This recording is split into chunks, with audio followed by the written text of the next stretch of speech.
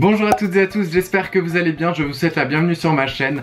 Aujourd'hui nous nous retrouvons pour une vidéo tag, vous l'avez vraiment beaucoup demandé sur Twitter, j'avais fait un sondage entre plusieurs choix de vidéos et en général il en est ressorti que vous préfériez un tag. Donc nous voilà aujourd'hui pour un tag. Ce tag s'appelle Booktuber Ange ou Démon et il a été créé par deux booktubeuses qui sont dans mon cœur mais... Alors, le cœur c'est là? Oui, c'est là. Je les adore, il s'agit de Lilia et de Louise. Donc Lilia, sa chaîne c'est Lire avec Lilia et Louise, sa chaîne c'est Serial Bookeuse. Je vous recommande vraiment leur chaîne. Ce sont deux filles adorables, belles, gentilles. Ce qu'elles proposent sur leur chaîne c'est tout simplement génial. Donc je vous ordonne d'aller vous abonner à leur chaîne. Parce que sinon, ange ou démon, je vous garantis que la colère de tous les dieux s'abattra sur vous. Donc ce tag a été créé justement par Lilia et Louise et nous commençons tout de suite. Il y a donc 9 questions et c'est parti. La première question c'est le livre que tu chériras jusqu'à ce que la mort vous sépare. Alors pour ce livre il y en a un qui me vient directement et c'est Lettre d'une inconnue écrit par Stefan Zweig. Alors ça se prononce Zweig je crois parce que c'est allemand. Mais je prononce Zweig parce que je préfère, donc voilà. Ce livre vous l'avez déjà vu sur ma chaîne, j'en avais parlé dans une vidéo mes derniers coups de cœur. Et ça a été un coup de cœur monumental. C'est un livre tout petit, environ 100 pages, écrit gros et c'est tout simplement un auteur qui va un jour se réveiller, aller dans sa boîte aux lettres et découvrir une lettre d'une inconnue qui va lui déclarer tout son amour mais indescriptible à travers ces pages et ça nous donne une claque et au fur et à mesure de l'histoire on se rend compte que cet inconnu n'est pas si inconnu que ça. Ce qui m'a vraiment touché avec ce livre c'est que on va parler d'un sujet qui me parle énormément, c'est être dans l'ombre de certaines personnes. Et lorsque j'ai lu ce livre, il m'a vraiment apporté beaucoup. Et parfois, certaines personnes ont juste besoin de trouver de la lumière et de pouvoir s'avancer. Je me souviens avoir été totalement ému par ce livre et ressentir si peu d'émotions en si peu de pages, comme Poussière d'homme de David Lelay-Hello, dont je vous ai parlé dans la dernière vidéo. Mais vraiment... je sais pas, ce livre a déclenché quelque chose au fond de moi. Il a même changé ma vie en quelque sorte dans ma façon de voir les choses. Maintenant, vraiment, j'ai essayé de tirer des leçons de ce livre et c'est quelque chose qui m'a beaucoup aidé. Deuxième question, le jour du jugement dernier, quel livre jetteras-tu dans les flammes? Alors là, on passe à l'inverse total. Un livre que j'ai détesté, qui est juste à côté de moi et que j'ai vraiment du mal à regarder même. Il s'agit de Thérèse d'Esquerroux, écrit par François Mauriac. Reste loin de moi s'il te plaît. Voilà. Alors ce livre je l'ai vraiment détesté tout simplement parce que je l'ai étudié pour le bac de français et que c'est un livre extrêmement chiant.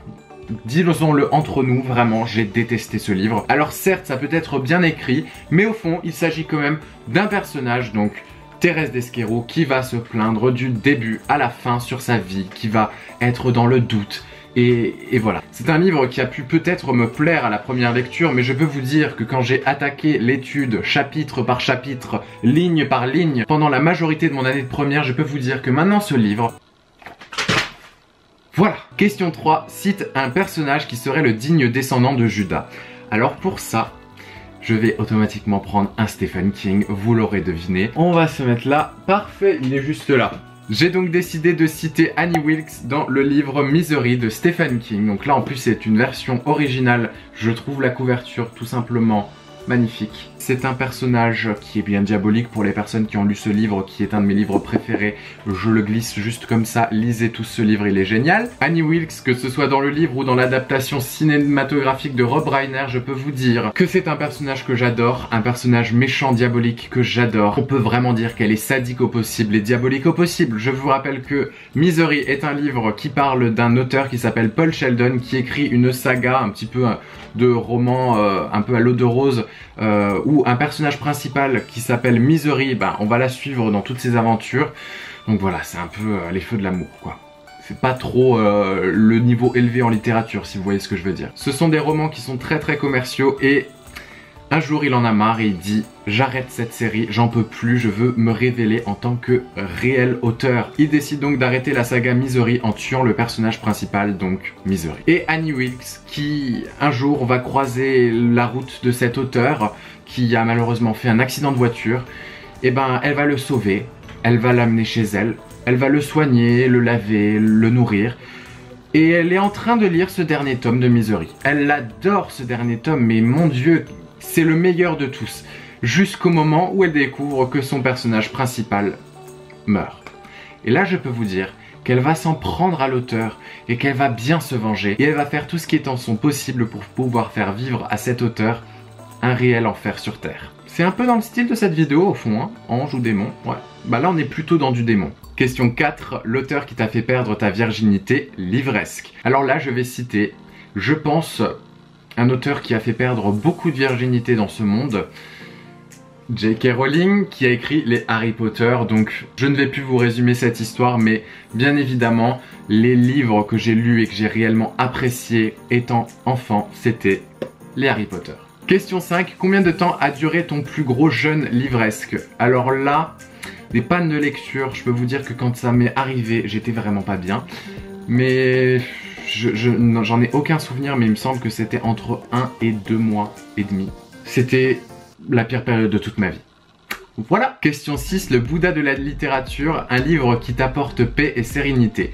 Alors là je vais en citer 2, je vais citer les Harry Potter de J.K. Rowling une nouvelle fois, mais je vais également citer Le Crime du Comte Neville écrit par Amélie Nothomb.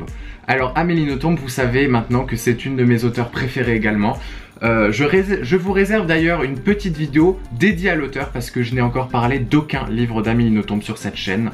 Et je veux faire une vidéo bien grosse sur l'auteur. Ce qui est monstrueux n'est pas nécessairement indigne. Citation du livre, de nouveau ça se fond parfaitement dans cette vidéo diabolique. C'est vraiment le seul livre de toute ma bibliothèque et je suis sincère qui m'a apporté un réel plaisir à la lecture. J'ai lu ce livre d'une traite, comme tous les Amélie Nothomb en général. J'étais bien, je lisais ce livre, j'étais juste bien. Je suis passé par la nostalgie, par le rire, par la sérénité justement.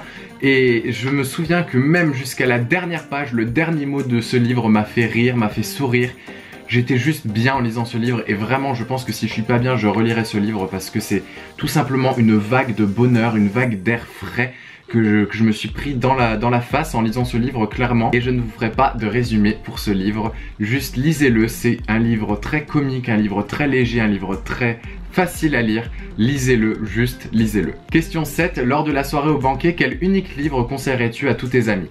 Alors pour cette question, je vais citer Avant d'aller dormir, écrit par S.J. Watson aux éditions Sonatine. Il s'agit du tout premier livre que j'ai chroniqué sur cette chaîne. Et il y a bien une raison, c'est que ce livre il m'a vraiment plu. Vous savez désormais pour les personnes qui me suivent depuis longtemps que mes genres de prédilection c'est plutôt du thriller, du polar, du contemporain, du classique, mais vraiment plus dans le thriller, dans les livres un petit peu plus sombres. Quel auteur m'a initié au thriller?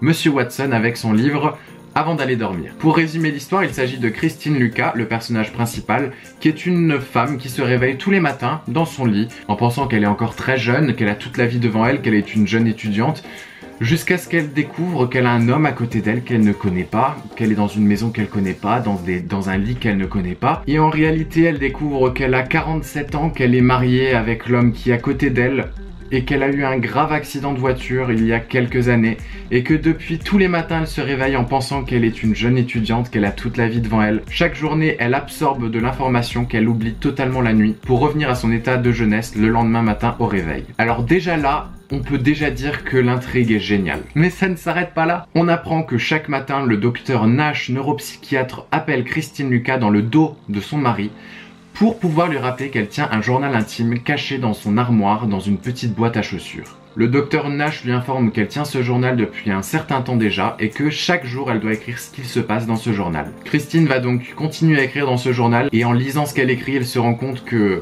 ce que lui dit son mari et ses proches et ce qui se trouve dans ce journal ne sont pas les mêmes choses. Quelle vérité cache-t-on à Christine? Je vous laisse lire ce livre pour le découvrir. De plus, il s'agit d'un livre que je conseillerais justement à tous mes amis, peu importe qu'ils soient des amoureux de thriller ou non. Ce livre, je le conseille tout simplement parce que c'est un livre parfait pour débuter les thrillers. Tout simplement parce qu'il s'agit d'un thriller psychologique qui ne vous fera pas monstrueusement peur et qui ne vous fera pas fermer les yeux d'ennui non plus. C'est un livre qu'on ne lâche pas et un livre vraiment top pour justement s'initier à ce genre littéraire. Question 8, la tentation ne se limite pas qu'à une pomme. Quel a été ton plus gros craquage livresque?